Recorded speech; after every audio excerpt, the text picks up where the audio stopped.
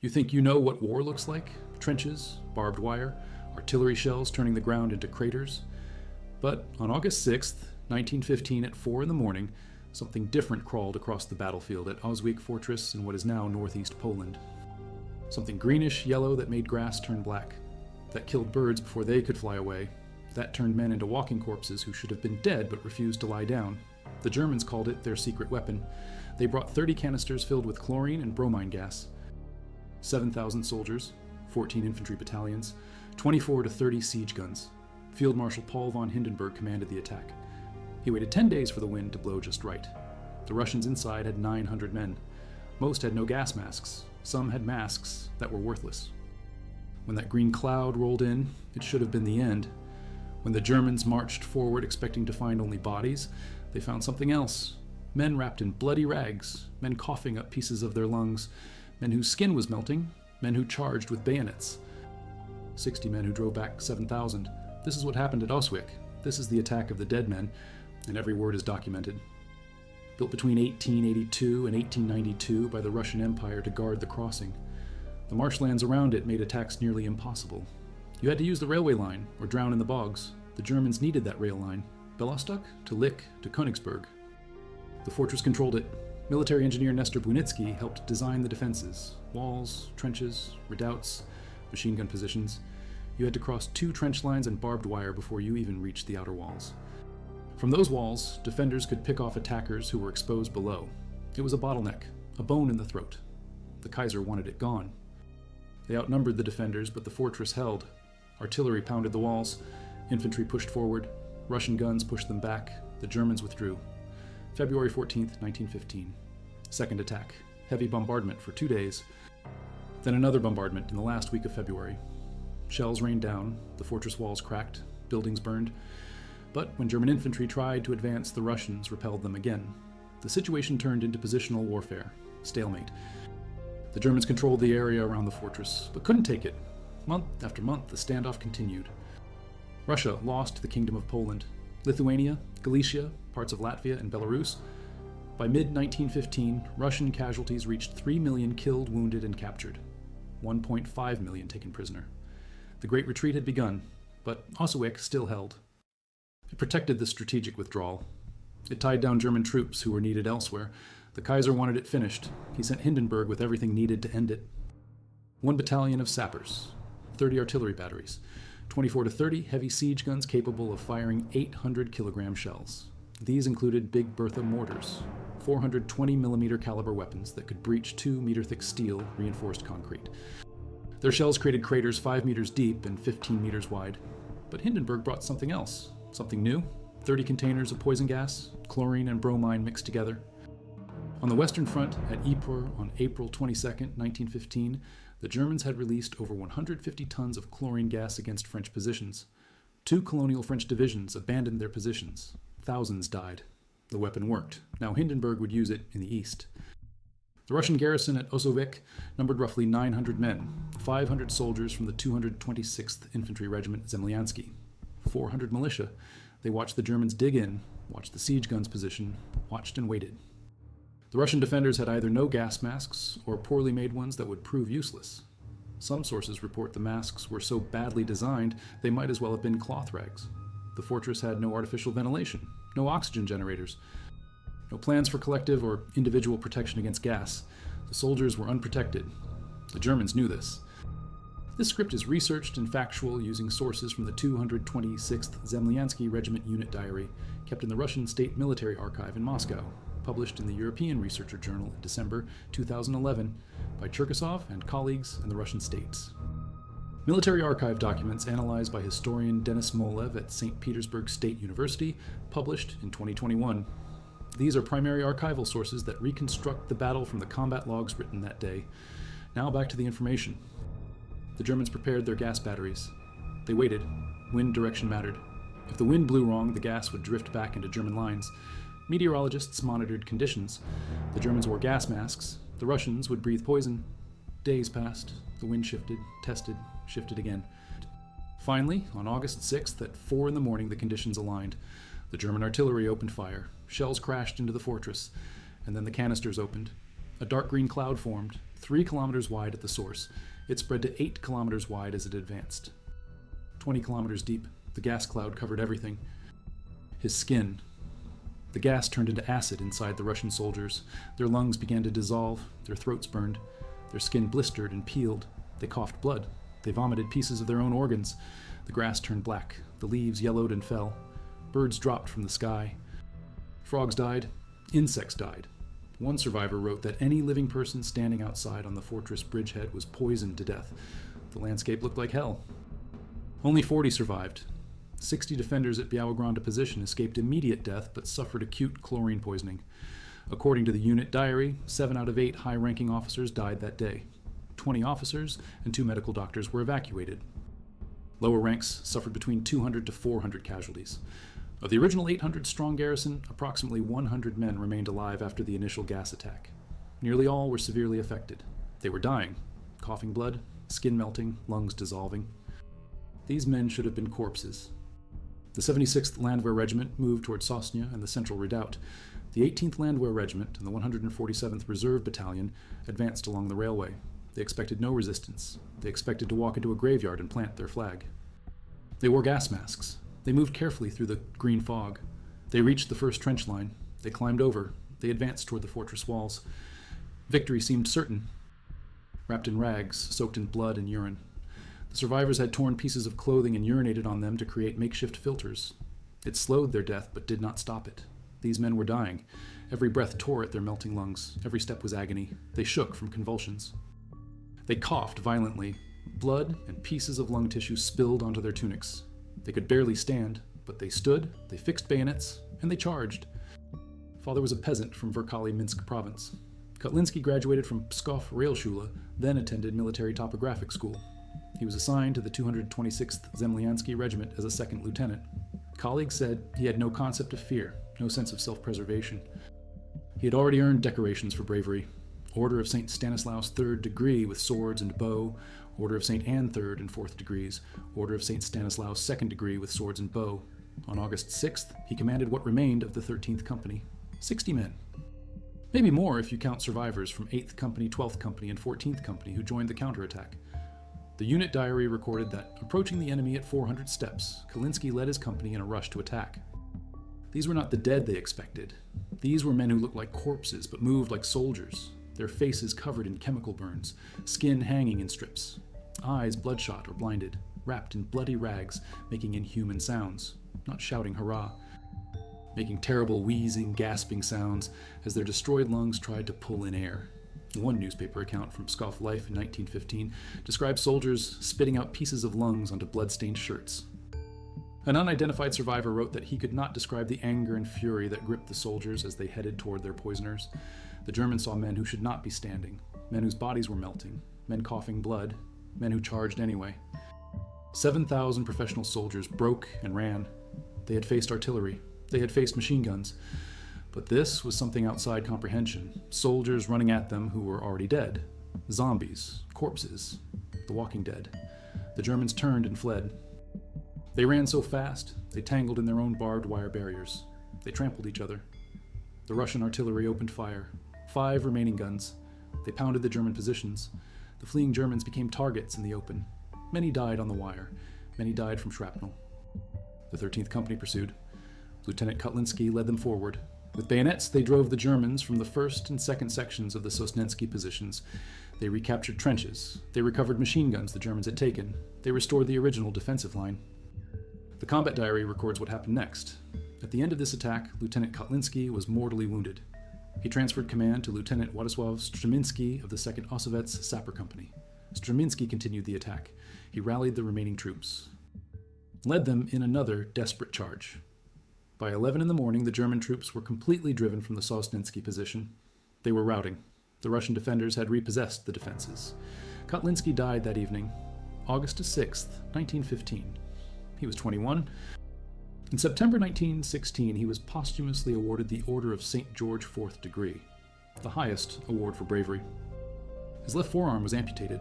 He lost most of the sight in one eye. Only a feeling of light remained. These injuries may have resulted from the gas exposure and resulting infections, or from a later grenade explosion in May 1916. Either way, Osowiec destroyed his body. He would become one of Poland's most important avant-garde artists after the war, a painter, a theoretician, developer of the theory of unism. He died December 26, 1952, but on August 6, 1915, he held the line. Russian reinforcements retook control before the Germans could regroup, but the fortress was doomed. The German offensive across the Eastern Front continued. Kaunas fell, Novogorodievsk fell. The Germans threatened to encircle Osowiec. Strategically, the position became untenable. The Russians could not hold forever. On August 18, 1915, 12 days after the attack of the Dead Men, the Russian garrison demolished the fortress. They destroyed the walls, spiked the remaining guns, blew the magazines from a distance, then they withdrew in good order. The Germans finally entered Osowiec. They found ruins and bodies, nothing of value. They abandoned the site within weeks. The fortress had served its purpose. It protected the retreat. It tied down German forces. It cost the Germans time and men they could not spare. The numbers tell part of the story. 900 Russian defenders, 7,000 German attackers, 30 canisters of gas covering 8 kilometers wide and 20 kilometers deep. Between 200 to 400 Russian casualties from gas, 7 out of 8 high-ranking officers killed. Approximately 100 survivors from the initial attack, 60 to 100 men who counterattacked. By 11 a.m., the Germans were in full retreat. The exact German casualty numbers are unknown. German records of this battle remain missing. But eyewitness accounts describe Germans dying on their own wire, artillery fire on retreating columns. The panic was so complete that experienced soldiers abandoned weapons and equipment. These were not green recruits. These were Landwehr units, reserve formations with combat experience. They had seen gas on the Western Front. They had seen death, but they had never seen the dead attack. Reacts with moisture to form hydrochloric acid. At low concentrations, it causes coughing and burning. At high concentrations, it dissolves lung tissue. Death comes from pulmonary edema. The lungs fill with fluid. The victim drowns in his own body. Bromine is worse. A reddish-brown liquid that evaporates into gas. It burns skin on contact, causing lesions and blisters. Absorbed through lungs and mucous membranes, it causes massive buildup of mucus. Breathing large amounts eats away lungs, trachea, kidneys, liver. Combined chlorine and bromine created a weapon more lethal than either alone. The mixture at Osowiec devastated everything it touched. Germans fired 18,000 artillery shells containing xylobromide tear gas at Russian positions on the Roka River west of Warsaw during the Battle of Balamov. The attack failed because the cold weather prevented proper dispersal. April 22nd, 1915, Second Battle of Ypres. 167 tons of chlorine from 5,730 cylinders. The French colonial divisions broke. 8,000 yards of Allied line opened. But the Germans lacked reserves to exploit. Still, the weapon proved effective. Over 500,000 Russian soldiers were affected by gas attacks during World War I. Estimated 66,000 deaths from gas on the Eastern Front. Russia initially had no means to defend or retaliate. Russian scientists eventually produced gas masks and chemical weapons. But distribution problems left soldiers exposed until 1917. Each attack caused thousands of casualties. Urine contains ammonia, which can neutralize some chlorine, but the concentration at Osowiec was too high. The makeshift masks slowed death, that is all. The men who survived long enough to counterattack were dying from the moment they breathed the gas. They knew it. They charged anyway. Consider what that means. You are breathing acid. Every breath burns. Your lungs are dissolving. You cough blood. You vomit pieces of your own organs. Your skin blisters. Your eyes burn. You can barely see. You shake from convulsions. You know you are dead. The poison is inside you. There is no cure, no treatment. You have minutes or hours left, and in those final moments, you pick up your rifle, fix your bayonet, and charge the men who killed you. That is what happened at Osowiec. The Pskov Life newspaper in November 1915 published accounts from survivors. They described Kotlinski's heroism, described the terrible sight of men advancing while coughing up lung tissue, described the German panic.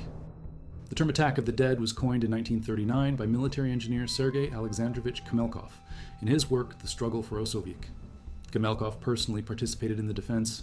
He was wounded twice. He suffered gas poisoning. He survived to write the account. He recorded what the unit diary recorded. That the 13th and 8th companies, having lost 50% of their men to poison, turned on both sides of the railway and began the attack. That the 13th company met part of the 18th Landwehr Regiment and rushed with bayonets. That this attack of the dead so impressed the Germans that they refused battle and rushed back. That many Germans died on the wire networks from fortress artillery fire. Russian metal band Aria released a song titled Attack of the Dead on their album Through All Times. 2019, Swedish metal band Sabaton released The Attack of the Dead Men on their album The Great War. The lyrics captured it.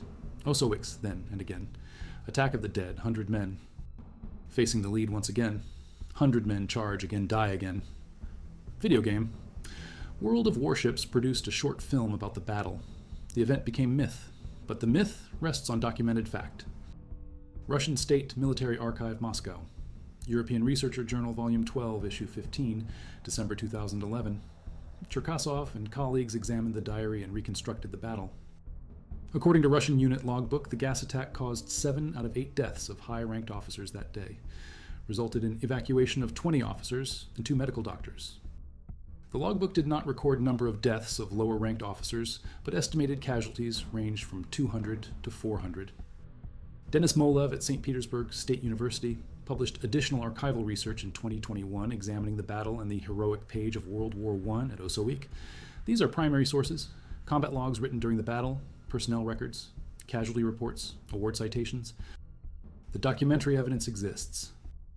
These are not stories told decades later with embellishment. These are accounts published within months of the event, when memories were fresh, when witnesses could be verified. The newspaper accounts match the unit diary, they match the casualty figures, they match the timeline. The core facts are consistent across sources. The remains of fortifications demolished by the Russians. The landscape still shows the scars. Osowiec Fortress stands today in northeast Poland, much of it in ruins. Fort 2 remains, the church, parts of the walls. Monuments have been erected, August 6th, 2015. 100-year anniversary. A monument to compatriot soldiers of the First World War was unveiled in Pskov. It reflects the features of Vladimir Kotlinski. A memorial sign to the 226th Zemlyansky Infantry Regiment was installed in Zemlyansk, in Voronezh Oblast. These monuments mark where survivors came from, where the dead are remembered. Sapper officer, lost leg, arm, and eye, survived to become an artist but carried the wounds forever. The 60 to 100 men who charged, most unnamed in historical record. The unit diary does not list all participants. The newspaper accounts focus on Kotlinski, but dozens of others charged too.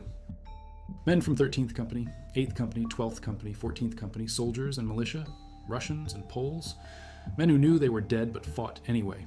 Their names are lost, only the deed remains. 3 million casualties in 1915 alone. The Great Retreat, territory lost, armies shattered, morale breaking, the Tsar's government stumbling toward revolution. In that catastrophe, Osowiec held for 1 more day, held for 12 more days, held long enough to cover the retreat, held long enough to matter. Tactically, the battle was a Russian success. Strategically, the fortress still fell. But those 12 days mattered. Every day the Germans spent at Osowiec was a day not spent pursuing the main Russian armies. Every battalion tied down at Osowiec was a battalion unavailable elsewhere. The attack of the dead men bought time with blood. Mustard gas appeared in July 1917. Phosgene, chloropicrin, more sophisticated delivery systems, artillery shells instead of cylinders, better masks appeared, charcoal filters, sealed suits, training improved, doctrine developed, but the horror remained. Gas warfare killed or injured over 1 million soldiers in World War I. It was banned by international treaty after the war. The 1925 Geneva Protocol prohibited the use of chemical weapons. Most nations signed. The weapons were too terrible, too indiscriminate, too inhumane. Osowiec helped prove that. That agreement held largely through World War II. Chemical weapons saw limited use in some theaters, but not on Western or Eastern fronts. The ban continued through the Cold War, through modern conflicts. When chemical weapons have been used, such as in Syria, the international response has been condemnation. The taboo against chemical weapons traces partly to World War I, to battles like Osowiec, to the horror of men dying from poison gas. The attack of the dead men stands as testament to what chemical weapons do to human beings, and to what human beings will do even when poisoned. By 6 a.m., German infantry advances, expecting no resistance. By 7 a.m., the attack of the dead men begins. By 11 a.m., the Germans are routing. By evening, Kotlinski is dead. By August 18th, the Russians demolish the fortress. These are the timestamps. This is what happened. Documented. Verified, true. They did this while dying, while coughing blood, while their lungs dissolved. They did this knowing they had no chance, no hope of survival, no reinforcements coming. They charged because they refused to die lying down. They charged because the Germans were there. They charged because they were soldiers. The reasons matter less than the action. They charged not because it is inspiring in any comfortable way. We tell it because it happened. because it shows what human beings are capable of when pushed to absolute extremity. Not superhuman, just human. Men who were dying charged men who were living. The living ran. That is the story. That is Osowiec. One final detail.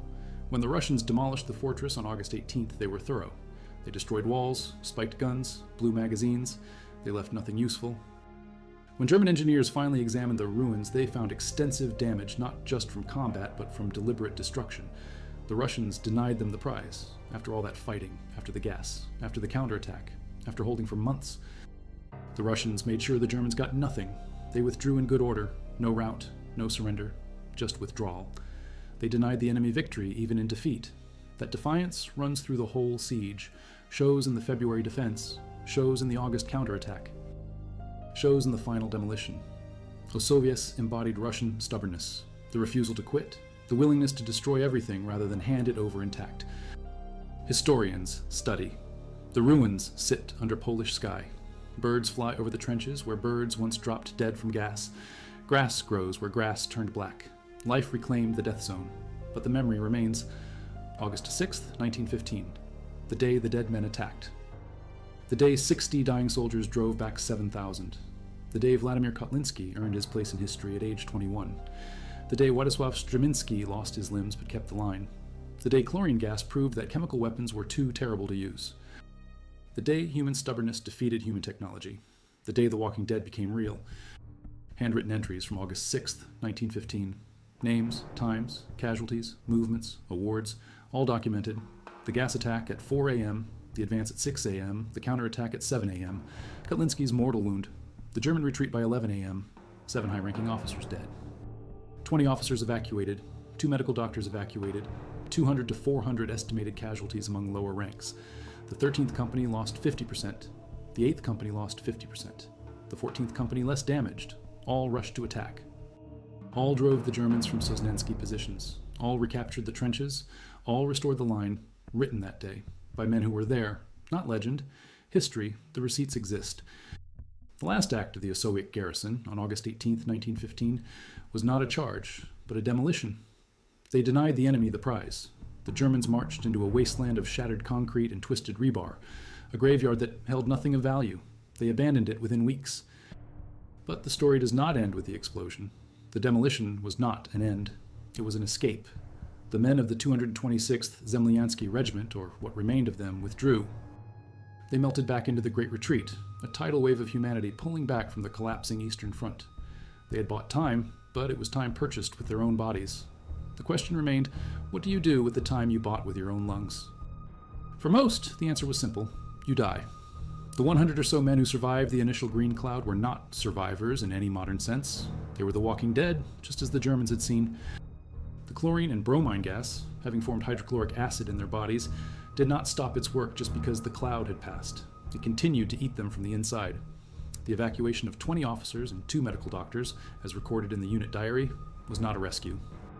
It was a transfer to a place where they could die with a roof over their heads. Men struck with gas blindness, their corneas permanently scarred by acid, chronic, agonizing coughing fits that lasted for the rest of their short lives, each one a reminder of the poison they breathed. The survivors of Osowiec did not get to go home as heroes. They were consumed by the war, first by its poison and then by its hospitals. They were statistics in the 3 million Russian casualties of 1915. The second was transformation. He did not suffer the long-term effects of the gas. He led the charge, was mortally wounded, and died. His story was complete.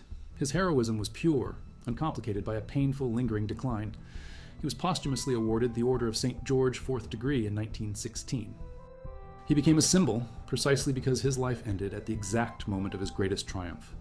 He is the patron saint of the attack, frozen in time, forever 21, forever charging. He too was a young officer, a sapper. He too was 21. He took command from the dying Kotlinski. He held the line, but he survived.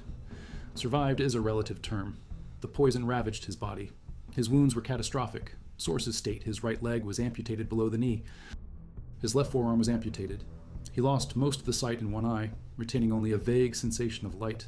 The sapper who had built defenses at Osowiec now had to rebuild his entire world, his entire body. A man with one arm, one leg, and one eye.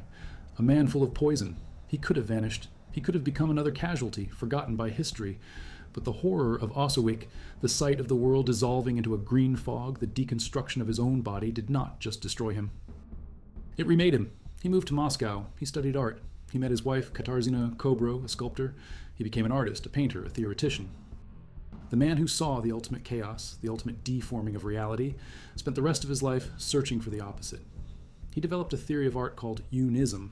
He argued for paintings that were pure, flat, organic, with no conflict, no sharp edges, no illusions.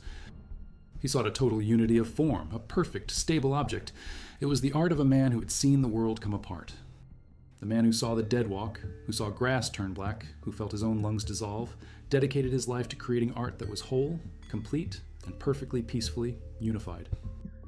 He died on December 26, 1952, one of the most important figures of the Polish avant-garde. His life is the longest, strangest echo of the Osowiec attack. The surviving men, joined by replacements, pulled back. They were just one small part of the Stavka's desperate, disorganized retreat. They marched past burning villages, past columns of refugees. They were thrown back into the line.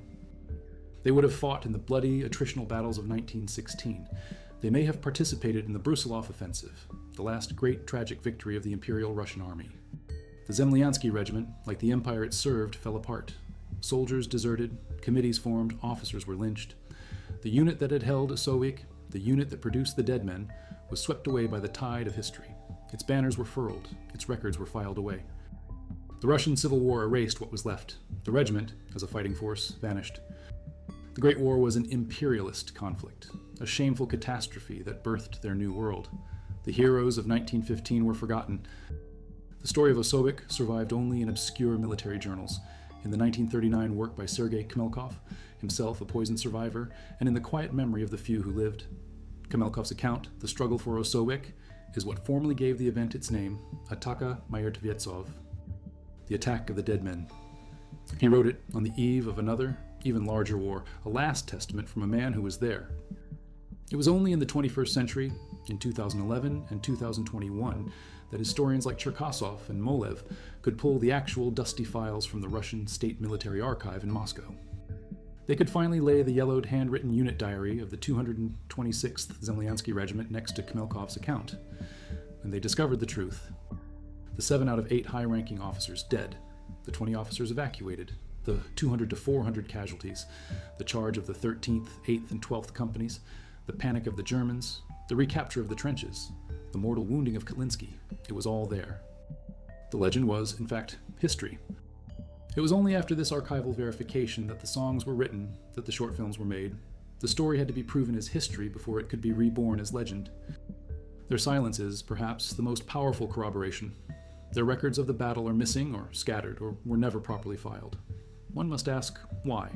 Why would a victorious power, which ultimately took the fortress, effectively scrub its own records of the August 6th attack? Perhaps the answer is simple: humiliation. How do you write in an after-action report that your battalions broke and ran, trampling each other in their own barbed wire because the corpses they had created stood up and charged them? It is an impossible report to write. It is a story that invites ridicule.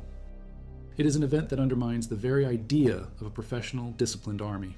It is easier, perhaps, to simply record that the fortress was taken on August 18th after a prolonged siege, and to leave the details of August 6th in the green fog where they found them. The psychological trauma on those German soldiers, seeing what they saw, is a casualty that was never recorded. The Soviet Union rose and fell, but the act of the 60 men in the 13th Company remains. It is a story about what happens when human beings are pushed past every conceivable limit, past pain, past fear, past the boundary of life itself. The fortress of Osowiec is a ruin. But the attack of the dead men is permanent. It proves that even when you have taken everything from a man, his health, his sight, his future, his very life, you still have not taken his ability to charge.